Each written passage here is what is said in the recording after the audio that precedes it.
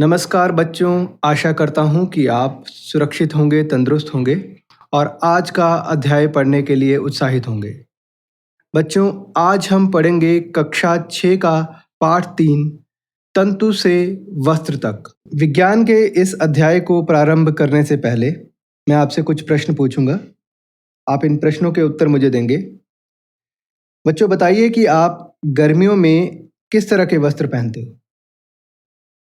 तो उत्तर है, हम गर्मियों में सूती वस्त्र पहनते हैं। और इसी के साथ सर्दियों में किस प्रकार के वस्त्र पहनते हैं? सर्दियों में हम ऊनी वस्त्र पहनते हैं। बच्चों, जो आप वस्त्र पहनते हैं, क्या आप जानते हैं वे किस प्रकार बनते हैं? तो बच्चों, वस्त्र जो हैं वो तंतुओं से बनते हैं। क्या आप इन तंतुओं के बारे में जानते हैं कि ये कहाँ से प्राप्त होते हैं? आज हम इन्हीं के बारे में जानकारी प्राप्त करेंगे। तंतु हमें पौधों से और जंतुओं दोनों से प्राप्त होते हैं। आइए इनके बारे में जानकारी प्राप्त कर लें। आज हम सीखेंगे वस्त्र सामग्री का इतिहास, तंतु अर्थात तंतु किस प्रकार से प्राप्त किए जाते हैं, कुछ पादप तंतु, सूती तागे की कताई, तागे से वस्त्र। बच्चों, अब हम सबसे पहले वस्त्र सामग्री के इतिहास के बारे में जानेंगे। क्या आपने कभी यह जानने का प्रयास किया है कि प्राचीन काल में लोग पहनने के लिए किस सामग्री का उपयोग किया करते थे? वस्त्रों के विषय में पूर्व प्रमाणों से ऐसा प्रतीत होता है कि प्रारंभ में लोग वृक्षों की छाल, बड़ी बड़ी पत्तियों अथवा जंतुओं की चमड़ी से अपने शरीर को ढकते थे। कृषि समुदाय में बसना आरंभ करने के पश्चात लोगों ने पतली पतली टहनियों तथा घास को बुनकर चटाइयाँ तथा टोकरियाँ बनाना सीखा। लताओं, जंतुओं की ऊन अथवा बालों को आपस में ऐंठन देकर लंबी लड़ियाँ बनाई। इनको बुनकर वस्त्र तैयार किया। पूर्व काल में भारतवासी रुई से बने वस्त्र पहनते थे। एक जानकारी और, फ्लेक्स भी एक पादप है जिससे प्राकृतिक तंतु प्राप्त होता है। उन दिनों में लोगों को सिलाई करना नहीं आता था। उस समय लोग अपने शरीर के विभिन्न भागों को वस्त्रों से आच्छादित यानी कि ढांप लेते थे। वे शरीर को आच्छादित करने के लिए कई विभिन्न विधियों का प्रयोग करते थे। सिलाई की सुई के आविष्कार के साथ लोगों ने वस्त्रों की सिलाई करके पहनने के लिए कपड़े तैयार किए। इस आविष्कार के बाद सिले कपड़ों में बहुत सी विभिन्नताएं आ गई हैं। बच्चों, क्या आप जानते हो कि जो आप कपड़े पहनते हो वह किससे बने होते हैं? यह तागों से मिलकर बने होते हैं। यह तागा और भी पतली लड़ियों से मिलकर बनता है। आओ बच्चों, एक क्रिया के द्वारा इसे देखते हैं। किसी सूती कपड़े के टुकड़े से कोई तागा बाहर निकालिए। इस तागे के टुकड़े के एक सिरे को अपने अंगूठे से दबाइए। तागे के दूसरे सिरे से सुई निकालकर तागे की लंबाई की दिशा अनुसार सुई को रगड़ें। आप देख सकते हैं कि तागा पतली लड़ियों में विखंडित हो जाता है। इन पतली लड़ियों को रेशे या तंतु कहते हैं। बच्चों, कई बार आपकी माताजी आपको सुई में धागा पिरोने के लिए कहती हैं। धागे की इन लड़ियों के कारण सुई में धागा डालना मुश्किल हो जाता है। फिर तागे के सिरे को मरोड़कर या तोड़कर सुई के नाके में से आपने जरूर डाला होगा। तंतु दो प्रकार के होते हैं, प्राकृतिक तंतु और संश्लिष्ट तंतु। आओ इन रेशों के बारे में यानी तंतुओं के बारे में एक एक करके जानें। प्राकृतिक रेशे यानी तंतु। बच्चों, आप गर्मियों में सूती कपड़े पहनते हो और आरामदायक महसूस करते हो। सूती कपड़े रुई के बने होते हैं। प्राकृतिक तंतु जैसे कि रुई, पटसन, सन, कोआर जिसे नारियल का छिलका कहा जाता है, पादपों से प्राप्त होते हैं। रेशम रेशम कीट से प्राप्त होता है। ऊन भेड़ तथा बकरी की कर्तित ऊन से प्राप्त होती है। यह सभी रेशे हमें प्राकृतिक रूप से मिलते हैं और इन्हें प्राकृतिक तंतु या रेशा कहा जाता है।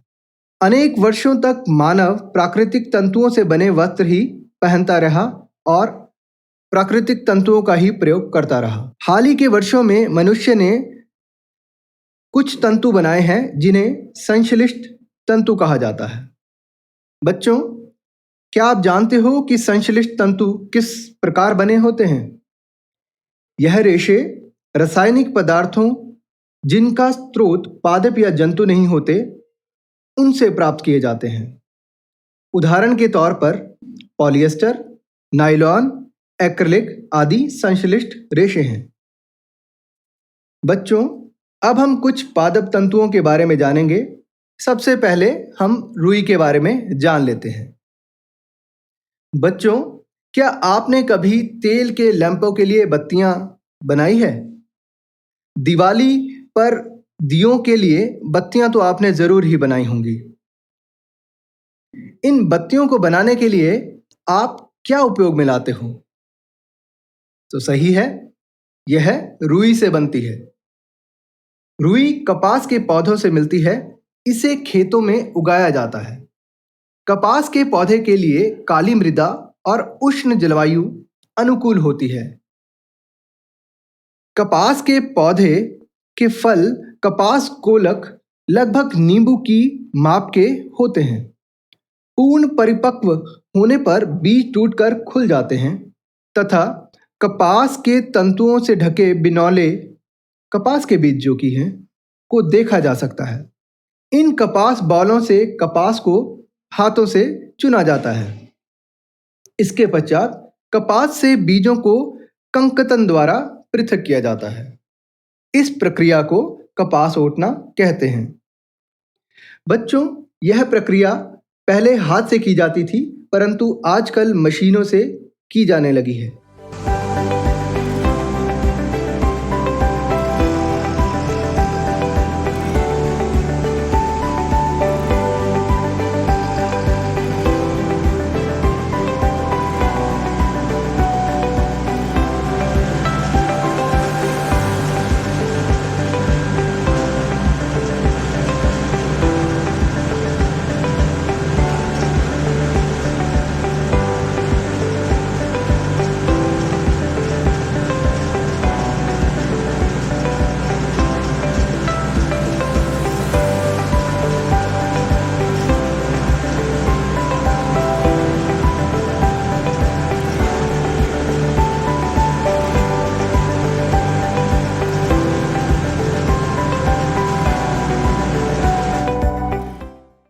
अब हम पटसन के बारे में पढ़ेंगे। पटसन तंतु को पटसन पादप के तने से प्राप्त किया जाता है। भारत में इसकी खेती वर्षा ऋतु में की जाती है। भारत में पटसन को पश्चिम बंगाल, बिहार और असम आदि राज्यों में उगाया जाता है। पटसन पादप को पुष्पन अवस्था में काटते हैं। फसल कटाई के पश्चात पादपों के तनों को कुछ दिनों तक जल में डुबाकर रखा जाता है। ऐसा करने से तने गल जाते हैं और उन्हें पटसन तंतुओं से हाथों द्वारा पृथक कर लिया जाता है। इस तरह पटसन पादप से लीलन नामक एक कपड़ा बनता है। अब हम सूती तागे की कताई के बारे में जानकारी प्राप्त करेंगे। एक हाथ से कुछ रुई पकड़ें, दूसरे हाथ के अंगूठे तथा तर्जनी के बीच कुछ रुई की चुटकी भरें और इसे धीरे धीरे रुई से बाहर की ओर खींचिए तथा रेशों को लगातार ऐंठते भी रहें। इस तरह तागा बन जाएगा। रेशों से तागा बनाने की प्रक्रिया को कताई कहते हैं। इस प्रक्रिया में रुई के एक पुंज से रेशों को खींचकर ऐंठते हैं और तागा बन जाता है। कताई के लिए एक सरल युक्ति हस्त तकवा का उपयोग किया जाता है, जिसे तकली कहते हैं। हाथ से प्रचलित कताई में उपयोग होने वाली एक अन्य युक्ति चरखा है। राष्ट्रपिता महात्मा गांधी जी ने स्वतंत्रता संग्राम के दौरान सभी लोगों को चरखे पर कते तागों से बने वस्त्रों को पहनने के लिए प्रेरित किया। वह ब्रिटिश मिलों में बने कपड़ों का बहिष्कार करने के लिए प्रोत्साहित किया था, यानी कि सभी लोगों को प्रेरणा दी थी कि वह अपने कपड़े चरखे पर खुद ही बनाएं। आजकल बड़े पैमाने पर तागों की कताई मशीनों की सहायता से भी होती है और इन्हीं तागों से वस्त्र बनते हैं। बच्चों, अब हम बुनाई की विधि को सीखेंगे। बच्चों, कपड़ा तागे के दो सेटों को एक साथ व्यवस्थित करने से बनता है। इस प्रक्रिया को बुनाई कहते हैं। तागे से वस्त्र बनाने की कई विधियां हैं। इनमें दो प्रमुख विधियां बुनाई तथा बंधाई है। सबसे पहले जान लेते हैं बुनाई के बारे में। तागों के दो सेटों को आपस में व्यवस्थित करके वस्त्र बनाने की प्रक्रिया को बुनाई कहते हैं। आओ एक क्रिया द्वारा बुनने का प्रयास करें। भिन्न रंगों की दो कागज की शीट लो। दोनों में से 30 सेंटीमीटर लंबाई तथा 30 सेंटीमीटर चौड़ाई की वर्गाकार शीट काट लो। अब इन दोनों शीटों को आधा मोड़ लो। दोनों शीटों में दिखाए अनुसार रेखाएं खींच लो। जैसा कि यहां पर दिखाया गया है, आप रेखाएं खींच लेंगे। दोनों शीटों को खींची गई रेखाओं के अनुदिश काट लो। काटने पर शीट की पट्टियों को एक एक करके दूसरी शीट के कटावों में दिखाए अनुसार बुनो। आप इन्हें जैसे बुनते हैं उसी ढंग से तागों के दो सेटों को बुनकर वस्त्र बुने जाते हैं। वस्त्रों की बुनाई करघों पर की जाती है। करघे या तो हस्त प्रचालित होते हैं या विद्युत प्रचालित, यानी कि बिजली से चलने वाले। बच्चों, क्या कभी आपने यह ध्यान से देखा है कि स्वेटर किस प्रकार बुने जाते हैं? हाँ, आपने अपने माताजी को स्वेटर बुनते हुए देखा होगा। इनकी बुनाई में किसी एकल तागे का उपयोग वस्त्र के एक टुकड़े को बनाने के लिए किया जाता है। आपने देखा होगा कि किस प्रकार से ऊन की डोरी से आपके माताजी कपड़े बनाते हैं, ऊनी कपड़े यानी कि स्वेटर। मोजे और बहुत सी अन्य पहनने की वस्तुएं ऐसी बुनाई द्वारा बने वस्त्रों से बनाई जाती हैं। इस प्रकार की बुनाई हाथों से और आजकल तो मशीनों द्वारा भी की जाती है।